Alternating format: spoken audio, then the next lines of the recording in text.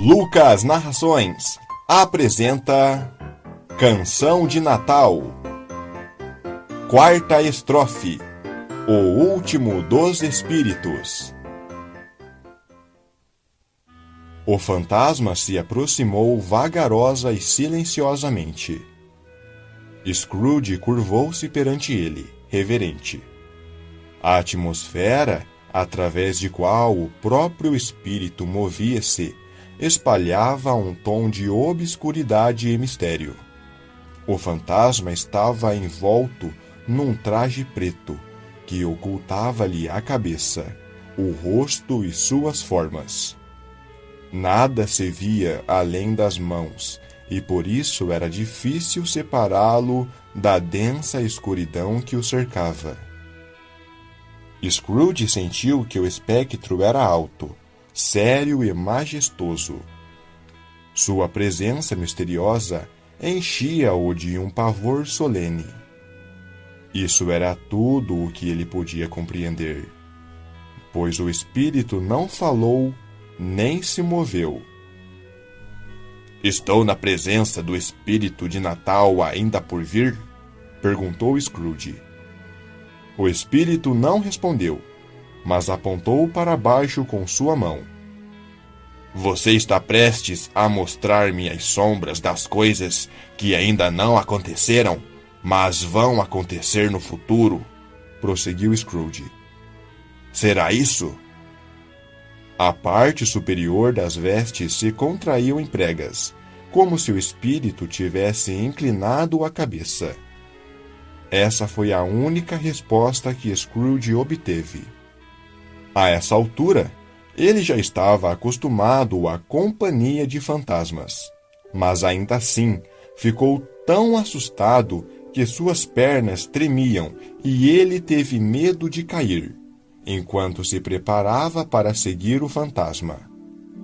O espírito ficou parado por uns instantes, observando-o, e lhe dando tempo para se recuperar. Entretanto, Scrooge sentiu-se ainda pior com isso, pois se horrorizou ao saber que, por trás do sudário, havia um fantasma olhando-o atentamente, enquanto ele, embora se esforçando ao máximo, só conseguia ver a mão espectral e um grande amontoado de preto. "Fantasma do futuro", ele declarou, "eu o temo mais que a qualquer dos outros espectros que me visitaram. E como espero mudar de vida, estou disposto a acompanhá-lo e o faço de coração aberto. Será que você não poderia falar comigo?" O espírito não lhe deu nenhuma resposta, porém, sua mão apontou para a frente. "Guie-me", pediu Scrooge. "Oriente-me. A noite está se esvaindo rapidamente, e esse é um tempo precioso para mim, eu sei. Conduza-me, espírito." O fantasma se afastou como tinha chegado. Scrooge seguiu a sombra de sua veste. Nem parecia que eles estavam entrando na cidade, e sim que esta vinha na direção deles, cercando-os de todos os lados. Encontravam-se ali no coração dela, entre os comerciantes que andavam apressados para cima e para baixo, com suas moedas tinindo nos bolsos. Eles conversavam em grupos, olhando para seus relógios, bem como para seus sinetes de ouro com circunspensão, como Scrooge se havia visto fazer muitas vezes. O espírito parou ao lado de um pequeno grupo de homens de negócio, observando que sua mão apontava para eles. Scrooge avançou para ouvir o que eles diziam. "Não", disse um grande homem gordo com queixo colossal. "Eu não sei muito sobre isso, de qualquer modo. Só sei que ele está morto." "Quando ele morreu?" perguntou o outro. "Na noite passada, eu creio." "Por quê? O que aconteceu a ele?" quis saber um terceiro, colocando uma vasta quantidade de rapé para fora de uma caixa. Eu nunca pensei que ele fosse morrer. Só Deus sabe, afirmou o primeiro com um bocejo. O que ele fez com o dinheiro? Indagou um cavalheiro de cara vermelha, com uma excrescência caindo ao lado do nariz que mais parecia o papo de um peru. Eu não sei, respondeu o homem do queixo pontudo, bocejando. Deixou-a para sua empresa, talvez. Só sei que ele não o deixou para mim. Essa fala foi recebida com uma gargalhada geral. É provável que ele tenha um funeral ordinário, opinou o mesmo orador. Não sei de ninguém que irá. Será que deveríamos compor um grupo de voluntários? Não me importo em ir, se receber um almoço em troca, sugeriu o cavalheiro com a pele saindo do lado do nariz. Mas só vou com essa condição. Outra risada. Bem, parece que sou o mais abnegado dentre todos vocês. Afinal de contas, concluiu o primeiro orador, pois nunca uso luvas pretas e nunca almoço. Neste caso, eu irei, se ninguém mais for. Pensando bem, embora não esteja totalmente seguro, creio que fui seu melhor amigo, uma vez que ele costumava parar para falar comigo quando nos encontrávamos. Até logo, então. Os oradores e seus ouvintes se dispersaram, misturando-se na multidão. Scrooge conhecia aqueles homens e olhou para o espírito, pedindo-lhe uma explicação. O fantasma moveu-se em direção a outra rua e apontou para duas pessoas que conversavam. Scrooge tentou ouvi-las novamente, pensando que a explicação poderia residir dali. Ele conhecia aqueles homens muito bem. Eram homens de negócio como ele, muito abastados e de grande importância, estimados do ponto de vista comercial, sendo considerados ótimos comerciantes. Como vai? Disse um deles. Ah, olá! Como vai você? Retornou o outro. Bem, respondeu o primeiro. O velho ranhenta bateu as botas, finalmente. Foi o que me disseram, retrucou o segundo. O tempo está bem frio, não é? Clima oportuno para o Natal. Você não é um desses que perdem tempo patinando por aí, eu suponho? Não, tenho coisas mais importantes para fazer. Tenha um bom dia. Nem mais uma palavra. Assim foi o encontro, a conversa e a despedida de ambos. Scrooge estava surpreso com o fato de o espírito atribuir importância a conversas tão triviais, mas considerou que haveria provavelmente um objetivo escondido sob aquela demonstração e que tais diálogos dificilmente poderiam ter qualquer relação com a morte de Jacob, seu velho parceiro. Scrooge estava surpreso com o fato de o espírito atribuir importância a conversas tão triviais, mas considerou que haveria, provavelmente, um objetivo escondido sob aquela demonstração e que tais diálogos dificilmente poderiam ter qualquer relação com a morte de Jacob, seu velho parceiro. A morte de Jacob havia acontecido no passado, ao passo que o espírito estava lhe mostrando o futuro. Scrooge tampouco conseguiu pensar em qualquer outra pessoa diretamente ligada a ele, a quem aquelas conversas poderiam se referir. Mas, tendo certeza de que havia alguma moral subjacente a tudo aquilo, ele resolveu ouvir e guardar cada palavra como se fosse um tesouro, valorizando tudo o que via e ouvia. Ele gostaria de, especialmente, observar sua própria sombra quando esta aparecesse, porque esperava que a conduta do seu eu do futuro lhe desse uma ideia do que ele perdera, o que tornaria a solução desses enigmas mais fácil. Quando ele e o fantasma chegaram ao seu escritório, ele viu o lugar em que costumava se sentar. Porém, outro homem estava em seu canto habitual. embora o relógio apontasse para a hora do dia em que ele normalmente estaria lá. Scrooge também não viu ninguém que se parecesse com ele próprio entre as muitas pessoas que passaram pelo alpendre que dava para seu escritório. Não ficou muito surpreso, no entanto, pois havia algum tempo ele vinha planejando uma mudança em sua vida, pensava estar vivendo, então essas novas resoluções levadas a cabo. O espírito ao seu lado permanecia silencioso e sombrio, com sua mão estendida. Quando Scrooge despertou de seus pensamentos, sentiu olhos invisíveis fitando-o atentamente e a mão do fantasma apontando acontecimentos que se referiam a ele. Aquilo o fez estremecer e sentir muito frio.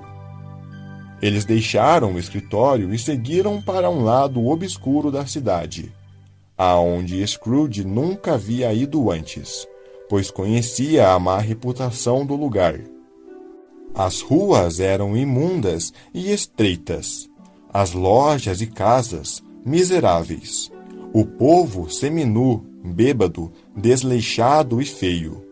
Becos e arcos, como tantas latrinas, lançavam sua mal-cheirosa imundície sobre as ruas, e toda a região cheirava a criminalidade, sujeira e miséria.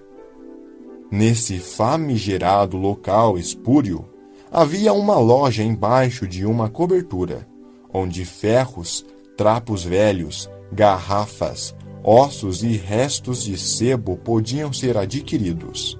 No seu interior, empilhavam-se montes de chaves enferrujadas, pregos, correntes, dobradiças, limas, pesos e todo tipo de ferro.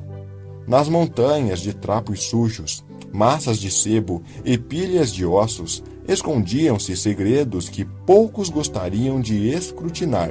Sentado no meio dessa imundície, ao lado de um fogão de carvão vegetal feito de tijolos antigos, estava um malandro de cabelos grisalhos. Com aproximadamente 70 anos de idade, ele se escondia do ar frio por trás de uma cortina suja de farrapos, pendurada por uma corda, e fumava seu cachimbo, dando-se ao luxo da tranquilidade de um descanso merecido.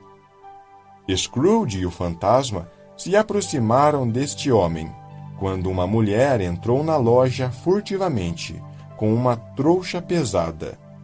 Logo em seguida, também entrou outra mulher carregada da mesma forma, e depois desta, um homem vestido com roupas pretas desbotadas, assustado como as mulheres também pareciam estar.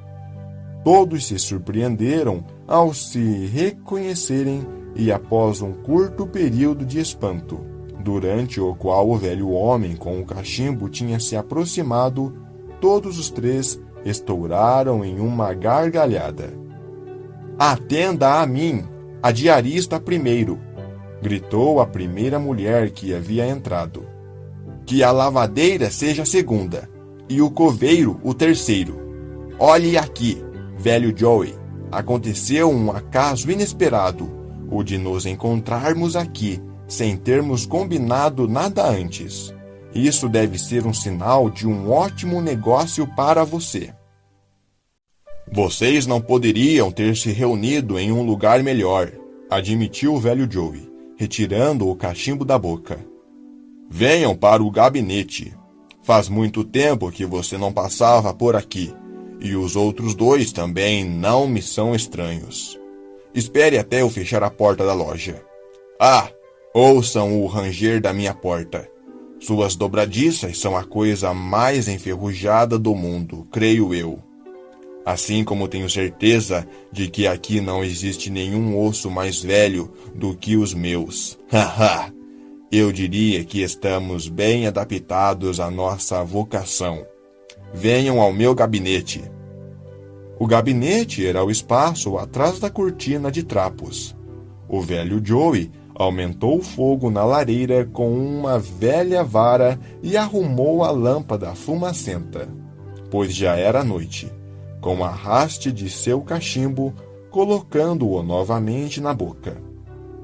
Enquanto ele fazia isso, a mulher que já havia falado jogou seu pacote no chão e sentou-se de forma desleixada em um tamborete, cruzando os cotovelos sobre os joelhos e olhando de forma provocante para os outros dois. Qual o problema de termos agido assim? O que a senhora Dilber acha? Indagou a mulher. Cada pessoa tem o direito de cuidar de si mesma. Foi o que ele sempre fez. Isso é verdade, concordou a lavadeira. Nenhum homem cuidava de si mais do que ele. Por que então você fica com esse olhar arregalado, como se estivesse com medo? Nós não vamos nos atacar uns aos outros, suponho eu. Esperamos que não, disseram um homem e a senhora Dilber juntos.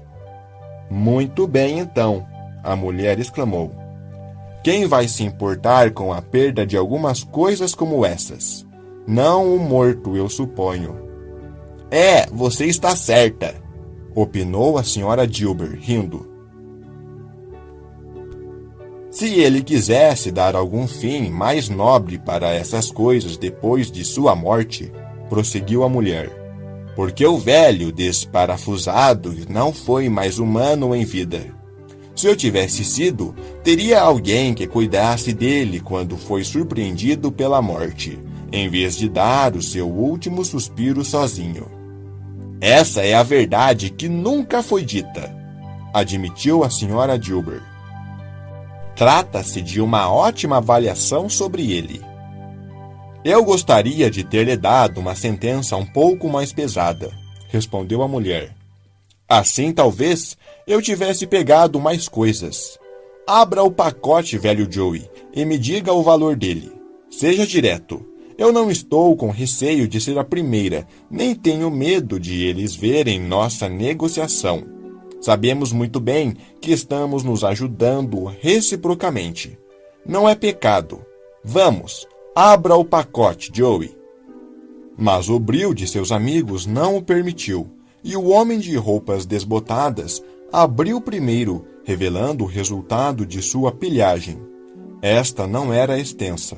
Um sinete ou dois, um porta-lápis, um par de abotoaduras e um broche de pouco valor. Os bens foram examinados e avaliados solidariamente pelo velho Joey, que escreveu com um pedaço de giz sobre uma lousa a quantia que ele estava disposto a dar por cada objeto, apresentando o total quando viu que não havia mais nada. Esta é a conta, disse ele, e não darei nem um centavo a mais. Quem vai ser o próximo? A senhora Dilber foi a próxima. Lençóis e toalhas, algumas roupas, 2 colheres de chá de prata antiga, um par de pinças para açúcar e algumas botas. Sua conta foi anotada na lousa da mesma forma. Sempre supervalorizo objetos trazidos por senhoras. Esse é meu ponto fraco, que vai me levar à bancarrota, resmungou o velho Joey. Esta é a sua conta. Se você me pedir um tostão a mais e não quiser me vender tudo por esse valor, vou me arrepender de subtrair meia coroa dessa soma. E agora vou abrir meu pacote, Joey, anunciou a primeira mulher. Joey ajoelhou-se para desatá-lo com mais facilidade e, desfazendo uma grande quantidade de nós, arrastou para fora um grande e pesado rolo de alguma coisa escura. O que é isso? Perguntou Joey. Cortinas de cama? Ah! Retornou a mulher, rindo, inclinando-se sobre os braços cruzados. Sim, são cortinas de cama. Não me diga que você as tirou, inclusive com as argolas de sustentação, mesmo com ele ainda estando lá, disse Joey. Sim, eu fiz isso, respondeu a mulher. Por que não? Você nasceu para fazer fortuna, sentenciou Joey, e com certeza vai consegui-lo. Eu certamente não iria me reprimir quando podia pegar qualquer coisa daquele homem, sendo ele como era, lhe juro, Joey, respondeu a mulher friamente. Olhe, Não deixe cair óleo sobre os cobertores. Os cobertores dele? Joey perguntou, surpreso. De que outra pessoa você acha que são? Questionou a mulher. Ele não vai mais sentir frio sem eles, atrevo-me a dizer. Espero que ele não tenha morrido de doença contagiosa, disse o velho Joey, parando seu trabalho e olhando para cima. Não se preocupe com isso, tranquilizou a mulher. Ah, você pode olhar essa camisa com atenção e não vai encontrar nela nenhum buraco nem lugar gasto. É a melhor que ele tinha. Eles a teriam desperdiçado se não tivesse sido por mim. Como assim desperdiçado? Perguntou o velho Joey. Vestindo-o com ela para que fosse enterrado, respondeu a mulher com uma gargalhada tétrica.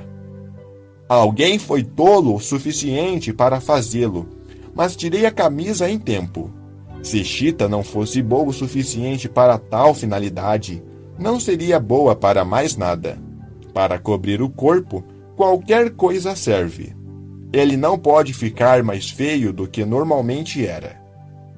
Scrooge ouvia o diálogo horrorizado, como todas aquelas pessoas estavam sentadas em volta dos objetos roubados, apesar da escassa luz oferecida pela velha lâmpada, ele os via com abominação e repulsa. Aqueles demônios estavam comercializando o cadáver propriamente dito. Haha! Riu a mulher quando o velho Joey deu um saco de flanela com dinheiro. Este é o fim das coisas, você vê?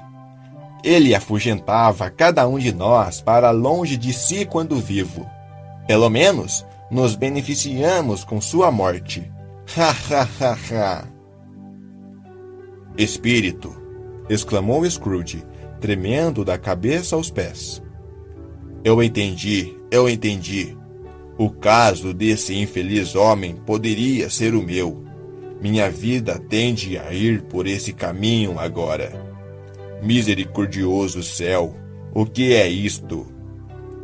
Ele recuou, aterrorizado, com a cena seguinte.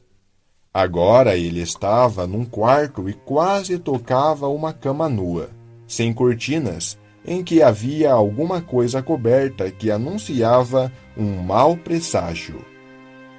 O quarto estava escuro, escuro demais para ser visto com precisão. Scrooge lançou um olhar ansioso, tentando discernir a cena em sua frente e descobrir que tipo de quarto era. Uma luz pálida que vinha de fora recaiu sobre a cama, e nela jazia o corpo de um homem. Um corpo negligenciado, privado de cuidados e não lamentado. Scrooge olhou para o espírito. Este apontava a mão para a cabeça do morto. O lençol estava tão displicentemente colocado que, ao menor toque, Scrooge poderia ver o rosto do homem. Mas, apesar de saber como seria fácil fazê-lo, ele não teve forças para retirar o lençol, nem para desprezar o homem morto ao seu lado. Ó fria, rígida e temível morte, institui teu altar e veste-o com os terrores que tens sob teu comando, pois este é teu reino. Mas se aqueles que são amados e honrados não podes tocar um fio de cabelo, espalhando sobre estes temor e ódio. Se a mão deste homem que aqui jaz foi aberta, generosa e sincera, se seu coração foi valente, quente e eterno, vê suas boas ações que brotam da ferida, para semear o mundo com a vida imortal. Nenhuma voz pronunciou essas palavras nos ouvidos de Scrooge. Ainda assim, ele as ouviu quando olhou para a cama. Ele se pôs a imaginar no que aquele homem pensaria se pudesse se levantar e olhar em volta. Demonstraria avareza, pandurismo e apego? Isso certamente lhe proporcionaria um grandioso fim. O falecido estava deitado no escuro, em uma casa vazia, sem nenhum homem, mulher ou criança dizendo que ele fora gentil em algum momento, em que se lembrava de uma palavra terna vinda da sua benevolência. Um gato arranhava a porta e ouvia-se também um som atroz de ratos sob as pedras da lareira. O que eles poderiam querer naquela sala fúnebre e por que o estavam perturbando? Scrooge não se atreveu a pensar. Espírito, disse ele, este é um lugar temível. Ao deixá-lo, jamais me esquecerei a sua lição. Confie em mim. Por favor, vamos sair daqui. O fantasma continuava a apontar com o dedo firmemente para a cabeça do defunto. Eu entendo, Scrooge respondeu, e gostaria de fazê-lo se eu pudesse, mas não tenho forças, espírito. Eu não tenho forças. Novamente, o espectro parecia olhar fixamente para Scrooge.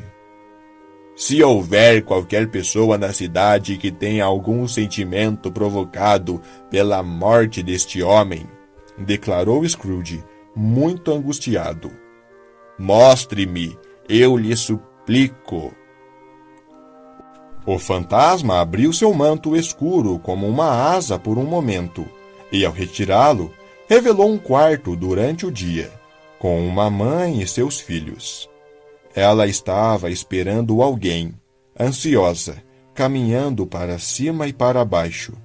A cada ruído, olhava para a janela, dando uma espiada no relógio, tentando em vão costurar algo, mal suportando as vozes das crianças que brincavam alegremente. Após uma longa espera, ouviu-se uma batida na porta. A mulher apressou-se em abri-la e viu seu marido, um homem que parecia deprimido e preocupado, embora fosse jovem. Ele tinha uma estranha expressão de deleite da qual se sentia envergonhado e que lutava para reprimir. Sentou-se para jantar perto do fogo, e quando a esposa lhe perguntou o que havia acontecido, o que ela fez só depois de um longo silêncio, ele pareceu encabulado. É notícia boa ou ruim? Perguntou ela para ajudá-lo a responder. Ruim, ele respondeu. Então, estamos arruinados. Não, ainda há esperança, Caroline. Se ele apiedou-se, disse ela espantada. Então a esperança é a última que morre, mesmo se ela depender de um milagre. Ele não mostrou nenhuma piedade, disse o marido. Ele está morto. A mulher era uma criatura doce e paciente, mas ficou agradecida do fundo de seu coração ao ouvir essas palavras e bateu as mãos com alegria. Mas arrependeu-se em seguida e rezou pedindo perdão. No entanto, percebeu que seu primeiro impulso viera do mais íntimo de seu ser. O que a mulher meio embriagada me disse ontem à noite, quando eu tentei vê-lo para obter mais uma semana de prazo, e que pensei ser mero pretexto, acabou por mostrar-se como a pura verdade. Ele não só estava muito mal, mas estava morrendo naquele momento. Para quem serão transferidas nossas dívidas? Não sei, mas antes que elas sejam executadas, teremos o dinheiro para quitá-las. Seria o cúmulo do azar seu herdeiro ser tão inclemente quanto ele foi. Nós podemos dormir tranquilos, Caroline. Sim, os corações de ambos estavam mais aliviados, e isso teve um efeito imediato sobre as crianças, que logo se acalmaram, partilhando o sentimento de seus pais. Estas foram as únicas emoções causadas pela morte daquele homem. A felicidade e a calma, mas não o pesar. Deixe-me ver alguma ternura ligada àquela morte, declarou Scrooge. ou a câmara escura que deixamos há pouco ficará eternamente presente em meus pensamentos. O fantasma conduziu-o, então, através de várias ruas familiares. Scrooge olhava para todos os lados, procurando ver se avistava ele mesmo, mas nada encontrou. Ele e o espírito entraram na casa do pobre Bob Cratchit, a mesma habitação que eles já haviam visitado anteriormente, e encontrou a mãe e as crianças sentadas em volta do fogo. Silêncio. Muito silêncio. Os pequenos e barulhentos Cratchit estavam como estátuas em um canto, olhando para Peter, que lia um livro. A mãe e suas filhas estavam entretidas, costurando, mas havia algo de pesado no ar. E ele tomou seu filho e colocou-o no meio deles. Onde Scrooge tinha ouvido essas palavras? Ele com certeza não tinha sonhado com elas. O menino devia tê-las lido no momento em que ele e o espírito haviam cruzado a soleira da porta. Por que o garoto não continuava a leitura? Suspirando, a mãe colocou seu trabalho sobre a mesa e levou a mão ao rosto. A luz machuca os meus olhos, disse ela. A luz? Ah, pobre pequeno Tim. Eles estão melhor agora, disse a mulher de Cratchit. Tornaram-se fracos pela pouca luz da vela, e eu não gostaria de mostrá-los inchados para seu pai. Ele já deve estar chegando em casa. Ele deve estar perto, respondeu Peter, fechando o livro. Mas acho que papai tem andado um pouco mais lentamente que o normal, mãe. Todos ficaram em silêncio novamente, até que por fim a mãe disse, com uma voz estável e até alegre, vacilando apenas uma vez. Tenho me lembrado de Bob passeando com o pequeno Tim sobre os ombros. Na verdade, nessas ocasiões, eles caminhavam muito rápido. Eu também, exclamou Peter. Muitas vezes. Eu também me lembro disso, exclamou outra voz. Mas ele era tão leve, disse ela, retomando seu trabalho. E seu pai o amava tanto que não tinha nenhuma dificuldade para passear com ele. Ah, aí está seu pai, chegando em casa. Ela correu ao encontro do marido. Bob e seu imenso cachecol, pobre companheiro, entraram no recinto. O chá estava pronto sobre o fogão e todos se serviram de uma xícara. Em seguida, os dois jovens Cratchit sentaram-se sobre os joelhos de Bob, e cada criança colocou sua bochecha contra o rosto do pai, como se dissesse: Não fique aflito, papai. Bob foi muito carinhoso para com todos eles e falou tranquilamente com a família. Olhou para o trabalho sobre a mesa e elogiou a rapidez da senhora Cratchit e das meninas. Elas iriam acabá-lo muito antes do domingo, disse ele. Domingo? Então você foi lá hoje, Robert? Perguntou sua esposa. Sim, minha cara, respondeu Bob. Quisera que você pudesse ter ido também. Faria muito bem ter visto como o lugar é verde. Mas você poderá vê-lo muitas outras vezes. Prometi a ele que iria a pé lá todo domingo. Minha pequena criança, murmurou Bob, chorando.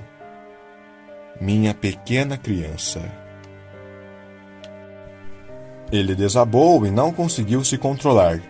Era ligado demais ao filho. Deixou então a sala e subiu as escadas, chegando a um quarto que estava agradavelmente iluminado e decorado com enfeites de Natal. Havia uma cadeira ao lado da cama da criança e sinais de que alguém lá estivera havia pouco tempo. O pobre Bob se sentou e, enquanto pensava, se recompôs e beijou a pequena face. Reconfortando, desceu as escadas. Todos estavam em volta do fogo conversando. As meninas e a mãe continuavam a trabalhar. Bob contou-lhes da extraordinária bondade do sobrinho do Sr. Scrooge, a quem ele tinha visto talvez uma única vez. Encontrara-o na rua naquele dia, e vendo que ele parecia um pouco deprimido, só um pouco deprimido, você sabe, afirmou Bob. Questionou o que lhe tinha acontecido. Sendo ele um senhor tão gentil, disse Bob, ao ouvir minha história, afirmou que se sentia desolado de todo o coração, enviando meus sentimentos para minha adorável esposa. Por sinal, não sei como ele sabia. Sabia o que, Bob? Ser você uma esposa adorável, respondeu Bob. Todo mundo sabe disso, disse Peter. Muito bem observado, meu rapaz, Bob exclamou. Espero que eles realmente saibam. Meus sinceros sentimentos para sua boa esposa. Se eu puder ajudar em alguma coisa, de qualquer maneira, por favor, venha me procurar. É aqui que eu moro, disse ele, dando-me o seu cartão. Não foi pelo que ele poderia ser capaz de fazer por nós, mas sim pela sua maneira gentil de dizê-lo que fiquei impressionado. Realmente, parecia que ele tinha conhecido o nosso pequeno Tim. Estava desolado também. Acho que ele tem uma boa alma, concluiu a Sra. Cratchit. Você teria certeza disso, minha cara, respondeu Bob. Se tivesse visto e falado com ele, eu não me surpreenderia se ele pudesse dar a Peter uma situação melhor. Ouça isso, Peter, disse a Sra. Cratchit. E aí, gritou uma das garotas, Peter encontrará uma boa parceira e se estabelecerá. Sai do meu pé, gritou Peter rindo. Talvez devêssemos procurá-lo, disse Bob. Um destes dias, embora haja muito tempo para isso. No entanto, tenho certeza de que nenhum de nós deve esquecer de Tim. Nunca, pai! Gritaram todas as crianças. Eu sei, disse Bob. Eu sei, meus queridos, que quando nos lembrarmos como ele era paciente e doce, embora tenha sido uma criança tão frágil, não deveremos brigar à toa, esquecendo-nos dele. Não, nunca, pai! Todos eles exclamaram de novo. Fico muito feliz, disse Bob. Fico muito feliz. A Sra. Cratchit beijou-o. Assim como suas filhas, os dois jovens Cratchit também o beijaram, e Peter e ele apertaram-se as mãos. Oh, o espírito do pequeno Tim! Sua essência infantil era divina. Espírito, disse Scrooge. Parece-me que nossa despedida está próxima. Eu sinto, mas não sei dizer o porquê. Diga-me quem era o homem morto que vimos. O espírito do Natal ainda por vir transportou-o, como antes, embora agora em um horário diferente, para seu próprio escritório. Na verdade, parecia não haver nenhuma ordem nestas últimas visões, com a ressalva de que todas elas estavam no futuro. Mas, mais uma vez, Scrooge do futuro não estava lá. Na verdade, o espírito não permaneceu ali, seguindo em frente em direção a um fim por ele pretendido, até Scrooge rogar que parassem a fim de descansar por um momento. Este escritório, declarou Scrooge, pelo qual passamos agora, é onde eu trabalho já há muito tempo. Vejo minha casa. Deixe-me ver o que vou ser em dias vindouros. O espírito parou, apontando para outra direção. A casa fica para lá, exclamou Scrooge. Por que você aponta para outro lugar? O dedo implacável não sofreu nenhuma modificação. Scrooge aproximou-se da janela de seu escritório e olhou para dentro. Era ainda um escritório, porém não mais o dele. O mobiliário não era o mesmo, e a figura na cadeira não estava sozinha. O espírito continuava a apontar como antes.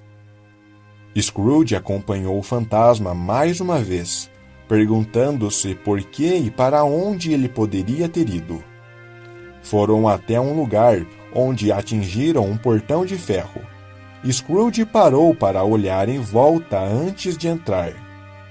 Era o pátio de trás de uma igreja, comumente usado como cemitério.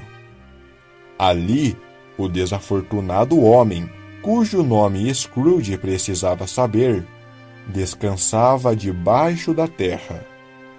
Era um lugar sinistro, cercado por casas e invadido por ervas daninhas que, com sua apetite voraz, o estrangulavam e, com seu crescimento desordenado, indicavam morte, não vida. Um lugar arrepiante. O espírito se colocou entre as sepulturas e apontou para baixo, para uma delas. Scrooge seguiu naquela direção tremendo.